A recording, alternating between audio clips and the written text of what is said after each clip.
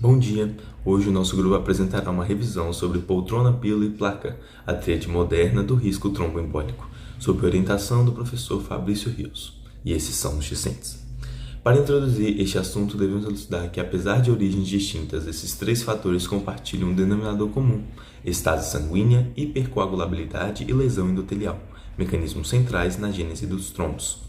A placa de ateroma promove lesão endotelial e turbulência de fluxo, criando um ambiente protrombótico local. A pílula anticoncepcional, por sua vez, atua via estrogênio sintético, elevando fatores procoagulantes e reduzindo inibidores naturais como a antitrombina. Já a poltrona, representando os voos prolongados, favorece a estase venosa pela imobilidade e desidratação, quadro conhecido como síndrome da classe econômica. Junto, esses fatores representam causas relevantes e frequentemente subestimadas no tromboembolismo venoso e arterial. Nesse contexto, este seminário objetivo é discutir os mecanismos fisiopatológicos, as implicações clínicas e as profilaxias de cada um desses elementos. Dando início, então, à discussão do nosso artigo, eu vou começar introduzindo os mecanismos de ação dos anticoncepcionais orais, principalmente os anticoncepcionais orais combinados. Os anticoncepcionais, eles atuam de uma maneira a suprimir a ovulação no corpo da mulher, e isso ocorre a partir da combinação entre dois hormônios esteroides artificiais. Então, na pílula que a mulher toma diariamente, nós temos ali componentes artificiais de estrogênio e de progestina. A progestina é a peça-chave para a gente entender como a ovulação é suprimida. Ela vai atuar suprimindo o GnRH, que é o hormônio liberador de gonadotrofina no hipotálamo, que também é o responsável por por estimular a produção e liberação do LH, que é o hormônio luteinizante. O LH, por sua vez, é quem estimula a ovulação e também estimula a produção e formação do corpo lúteo. O corpo lúteo, por sua vez, quando ele é estimulado, vai fazer com que haja uma produção muito elevada de progesterona e de estrogênio. E é esse pico hormonal de progesterona e estrogênio que possibilita a ovulação. Sem esse pico, não temos ovulação. E é aí que a progestina entra. A progestina, ela vai se ligar aos receptores de progesterona no hipotálamo, fazendo com que não tenha, então, toda essa cadeia. Como os níveis de progestina vão estar equilibrados, não vai ter um pico de progesterona, nós vamos ter, então, que o corpo lúteo não vai ser estimulado pelo LH, que, por sua vez, não vai ser estimulado pelo GnRH, que vai estar suprimido, e nós temos, então, a inibição da ovulação. O estrogênio também possui atividade importante, ainda que secundária. Ele atua reforçando essa supressão ao reduzir essa atividade do RNA mensageiro nas gonadotrofinas, além também de ter uma importância clínica para as mulheres, que o estrogênio é o principal componente que vai atuar ali diminuindo um pouco a irregularidade menstrual de sangramento da mulher. Agora, como esses hormônios se ligam ao nosso problema do tromboembolismo venoso? A gente vai ter, então, o estrogênio como um principal agravante dessa situação. Por quê? O estrogênio ele vai ser metabolizado pelo fígado, que possui receptores de estrogênio.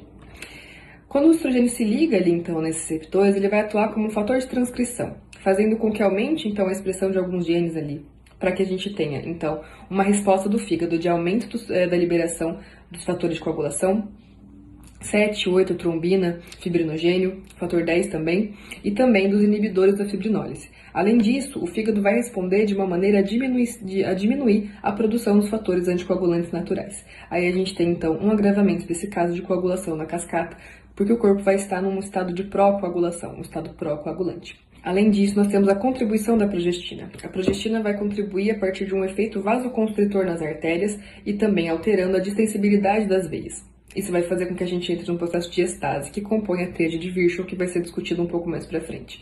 Esse músculo liso das artérias possui também receptores de progesterona, de progestina, que vai fazer com que tenha, então, essa modulação aumentando a contratilidade das veias e diminuindo, então, a sua capacidade de vasodilatação. Além desses mecanismos isolados dos hormônios, nós temos, quando eles são combinados também, uma maior resistência adquirida à proteína C ativada.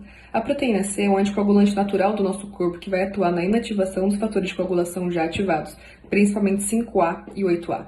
Quando temos uma resistência, nós temos, então, esses fatores não sendo inativados, possibilitando, então, uma continuação da cascata de coagulação e sendo um agravante, então, para o tromboembolismo venoso. Depois de entender como os anticoncepcionais combinados contribuem para o estado pró-trombótico, é necessário entendermos também as implicações clínicas disso.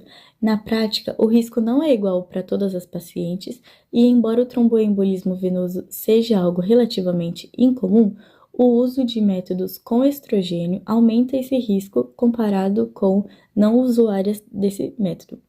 E, por isso, é extremamente necessário ter uma avaliação individualizada antes da prescrição. Então, o foco clínico deixa de ser apenas a contracepção e passa a incluir também a segurança vascular da paciente.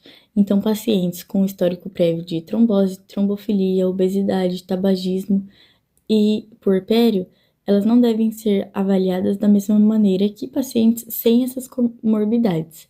E a melhor conduta seria evitar os anticoncepcionais combinados e priorizar os métodos com menor impacto trombótico.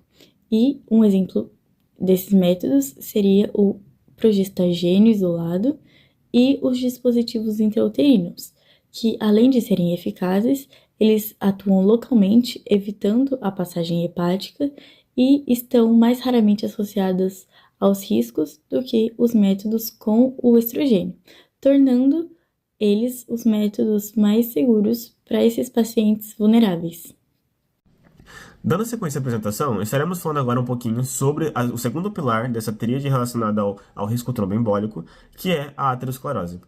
A aterosclerose é uma doença inflamatória crônica das artérias de grande e médio calibre, caracterizada pelo acúmulo progressivo de lipídios, células inflamatórias e de matriz extracelular na íntima arterial, com a trombose aguda sendo sua principal configuração mais grave. A patogênese inicia-se com a disfunção endotelial, desencadeada por fatores de risco como hipercolesterolemia e tabagismo, os quais vão gerar espécies reativas de oxigênio e vão provocar uma redução na produção de óxido nítrico. Na íntima, a LDL vai ser oxidada e, por consequência, haverá um recrutamento de monócitos, os quais vão se diferenciar em macrófagos e, assim, formar essas células espumosas. Os macrófagos ativados vão secretar citocinas pró-inflamatórias, como interleucina 1B e a interleucina 6, enquanto as células musculares lisas vão migrar para a íntima e vão produzir colágeno tipo 1 e 3, formando assim a capa fibrosa sobre esse núcleo lipídico.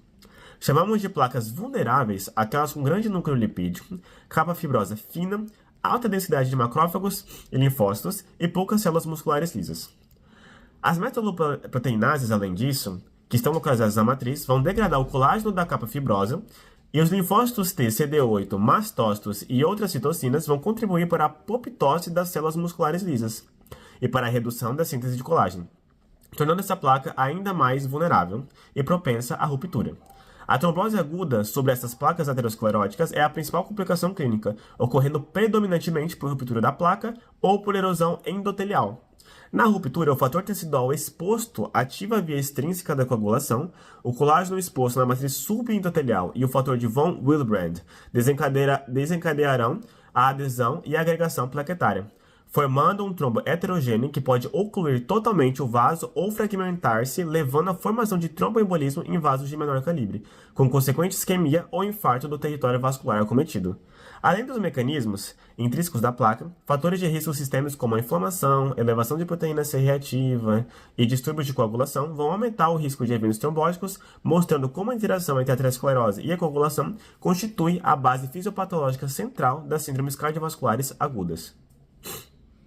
Dando continuidade à análise do nosso artigo, os autores trazem um ponto crítico sobre a prática clínica, porque as terapias antitrombóticas atuais falham em prevenir os eventos agudos da doença e também a progressão da aterosclerose. A literatura corroborada pelos autores define essa doença como um marcador morfológico de altíssimo risco tromboembólico. Para mitigar esse risco no território arterial, o texto sugere que haja uma otimização de pré-carga antiplaquetária utilizando inibidores do receptor P2Y12 mais potentes, especialmente o prasugrel e o ticagrelor, que garantem uma inibição mais rápida e consistente do que as terapias antigas. Para entendermos a urgência de melhorar essas terapias, a gente precisa olhar para a epidemiologia que o artigo nos expõe. A trombose não é apenas uma complicação, ela é a principal causa de mortalidade global. Estamos falando de 1 em cada 4 mortes no mundo associadas a eventos tromboembólicos. E o tromboembolismo venoso ocupa a 3ª posição entre as doenças vasculares, logo atrás do infarto e do AVC, contabilizando impressionantes 10 milhões de casos anuais. O impacto não é apenas em perda de vida, mas também gera um ônus econômico e de saúde pública incalculável. O artigo destaca um dado fenotípico e morfológico importante, o dimorfismo sexual na fisiopatologia da placa. Enquanto a literatura clássica foca na ruptura da placa lipídica, o texto evidencia que a erosão da placa é significativamente mais prevalente nas mulheres, ocorrendo em cerca de 37,4% dos casos. É exatamente essa fisiopatologia de erosão e microtrombose que explica a maior incidência de infarto do miocárdio com artérias coronarianas não obstrutivas, conhecido clinicamente como MINOCA, na população feminina. Migrando do leito arterial para o venoso, o texto aborda o risco cumulativo de desenvolvimento da TEV. A partir dos 45 anos, o risco ao longo da vida atinge 8%, o que significa 1 em cada 12 indivíduos em populações ocidentais terá um evento desses. Além da idade, a neoplasia maligna ativa é um grande catalisador da trombose venosa, com a incidência anual variando dramaticamente conforme o tipo histológico do câncer. O tumor altera a homeostase hemostática, ativando vias procoagulantes de forma agressiva. A consequência mais letal desse risco venoso é a embolia pulmonar. O trombo viaja e oclui a circulação pulmonar, gerando repercussões hemodinâmicas severas. Os dados do artigo são sombrios. Cerca de 20% dos pacientes com embolia pulmonar morrem no prazo de 1 ano. Embora grande parte dessa mortalidade seja impulsionada por comorbidades subjacentes, o dado mais alarmante é que, dentro desse grupo que vai a óbito, 25% apresentou morte súbita. Ou seja, muitas vezes, não há um tempo hábil para iniciar o resgate terapêutico. Dando continuidade, vamos estar falando sobre as viagens aéreas e o tromboembolismo. Vamos entender exatamente como o microambiente da aeronave pode estar atuando no nosso organismo e assim formar gatilhos para o tromboembolismo venoso. E como que isso pode ocorrer? Isso se dá pela interação entre as viagens e 3 fatores principais que são denominados a tríade de Ventjar. Esses 3 fatores envolvem o sangue em uma forma de estase, a hipercoagulabilidade ou lesões e também fatores ali do ambiente. Partindo do primeiro ponto dessa tríade, nós temos a imobilidade e a estrutura dos assentos, onde o espaço reduzido entre as poltronas nos força a uma imobilização prolongada, e isso acaba comprometendo o retorno venoso que vem ali dos membros inferiores. Para termos uma certa menção, a velocidade que o fluxo sanguíneo diminui quando estamos sentados favorece a um represamento do sangue, o que acaba piorando quando essa compressão direta que o assento faz nas nossas panturrilhas acabe bloqueando ali as veias poplíteas. No segundo ponto dessa tríade, nós temos a pressão e a hipóxia, onde o problema não é só mecânica, mas também, paralelamente a isso, nós temos um ambiente físico, que lá no alto tem um papel fundamental. Durante o voo, a cabine acaba sofrendo uma pressurização, o que equivale a estarmos em uma altitude elevada. Isso induz a um estado leve de hipóxia, ou seja, falta de oxigênio. Essa hipóxia, ela afeta diretamente o nosso sistema hemostático, onde ela é capaz de ativar a coagulação e ao mesmo tempo reduzir a fibrinólise, que é o mecanismo que acaba dissolvendo os coágulos. Ou seja, o nosso corpo ele acaba entrando em um estado ali já pró-trombótico. O terceiro ponto que envolve essa tríade, que envolve esses 3 fatores, é o ar-condicionado e a desidratação, onde a umidade baixa do ar mantida pelo ar-condicionado do avião acaba fazendo com que os passageiros se desidratem de uma forma muito rápida e até mesmo imperceptível. Essa desidratação ela acaba causando ali uma hemocentração, o que acaba deixando o nosso sangue muito mais viscoso e grosso, dificultando com que aquele fluxo que já estava lento se torne mais lento. Então, quando unificamos ali a imobilidade das pernas, a hipóxia gerada pela altitude das cabines e a desidratação causada pelo ar seco, o avião ele acaba criando um ambiente fisiológico perfeito, denominado um verdadeiro gatilho silencioso para a formação de trombos em voos de longa duração. Seguindo a apresentação em relação ao risco dos voos de longa duração, Outro ponto muito importante é o momento em que esses eventos eles acontecem. A maioria dos casos de tromboembolismo não ocorre imediatamente após o voo, mas sim nas primeiras 2 semanas, com média de 4 dias após o desembarque. Isso reforça aquela importância de manter a suspeita clínica, mesmo quando o paciente não associa diretamente os sintomas à viagem que ele fez. Embora o risco absoluto seja baixo na população geral, ele aumenta significantemente em pessoas com fatores de risco, como obesidade, cirurgias recentes, câncer, tromboefilias ou uso de estrogênio. Nesses grupos, o que antes era considerado algo raro passa a ser relativamente previsível. Por isso, na prática clínica, o mais importante não é indicar prevenção desse problema para todos, mas identificar quais pacientes apresentam uma combinação de fatores que transformam o voo em uma janela de risco real para o tromboembolismo. Em conclusão, os 3 fatores abordados representam causas relevantes e frequentemente subestimadas de eventos tromboembólicos. Felizmente, medidas profiláticas simples e eficazes estão disponíveis. Durante voos prolongados, a realização periódica de flexões de panturrilha e pressão plantar favorece o retorno venoso pela bomba muscular, combatendo diretamente a estase.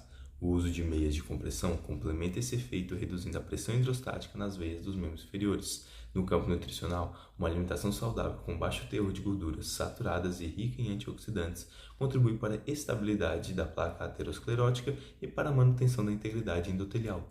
Por fim, no contexto da contracepção hormonal, a escolha de formulações com progestagênios de menor potencial trombogênico ou métodos que excluam estrogênio sintético representa uma alternativa mais segura para os pacientes com fatores de risco tromboembólico. Portanto, o reconhecimento precoce desses fatores de risco, aliado a estratégias profiláticas individualizadas, é fundamental para a prevenção do tromboembolismo.